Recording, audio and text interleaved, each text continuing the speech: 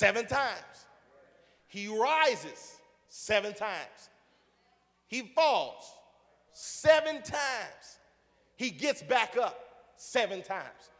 I want to suggest, secondly, if you're going to get back up, you must learn that persistence pays off. Look at your neighbor and tell him persistence pays off. This man falls 7 times, but I like him. And the reason why I like him is because he gets back up 7 times. See, it's one thing to fall, but it's another thing to get back up. I've discovered there is no failure except in no longer trying.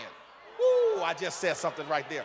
The only failure in life is when you fail to get back up again. Here it is. Each person in life lives in 2 worlds. There is the crowded world of the defeated and those who have quit, and the roomy world of the succeeders and those who persist. Look at your neighbor and tell them there's some room in my world. I know that's right. I live in a world, I don't know about anybody else, but is there anybody else who lives in the world of those who succeed, those who persist? I don't have time to live in the world of the defeated and those who quit. Do I have somebody that understands what I'm talking about? Many of the failures, watch this, many of the failures originally designed to finish us off, if properly used, watch this, could be the very things that put us on top. Let me back up and say it again because I got some folk in the choir that missed it. I said many of the things that were originally designed to keep us down, if properly used, could be the very things to propel us on top. Let me back up and say it another way. Many of the mistakes you make in life that are meant to destroy you, meant to take you out, if you properly use it, you can step up off of it. Okay, let me see if I can explain it. When I got some folk in here that ain't like they ain't feeling me, let me see if I can break it down. There was a farmer who had a mule. And when this farmer had a mule, this mule, you know, it fell into a dry well.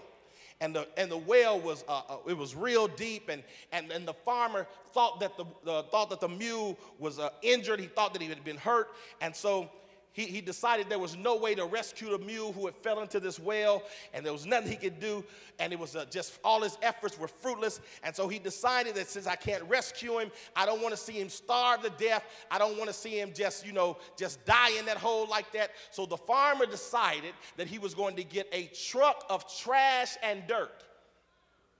And he was going to every day for 3 days throw the trash and the dirt on the mule who had fell on the well, in the well. For 3 days, he took truckloads of trash and dirt to the well. But on the first day, something unusual happened with the first load of trash and dirt. He unloaded it in the well. The trash and the dirt fell on the mule, but the mule was a real smart mule.